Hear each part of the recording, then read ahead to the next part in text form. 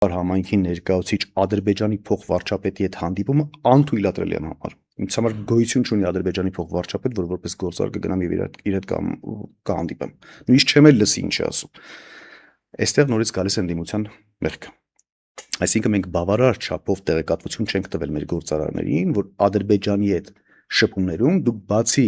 որոշակի այսպես կարճաժամկետ առևտրական հարաբերություններից, առողջ հարաբերություններից այլ օգուտ ուղղակի չեք կարող ստանալ։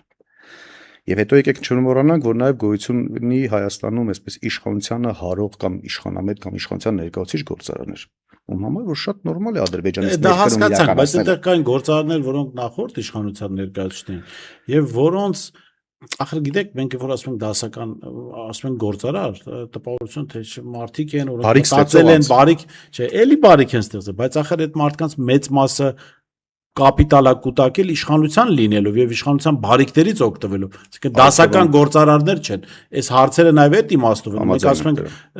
տղաներ եւ աղջիկներ, եթե այդպիսիք կան, ձեր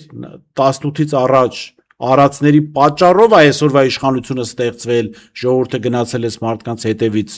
Գոնե դուք այդ դիմակը որ կրել եք Արցախ, Հայաստան, չգիտեմ, կենացներ եք խմում, դուք պիտի չվազեիք Ադրբեջանի փոխվարչապետի եւ մենեջմենթի եւ ընդդիմության սխալմունքի հետևանք է բացառապես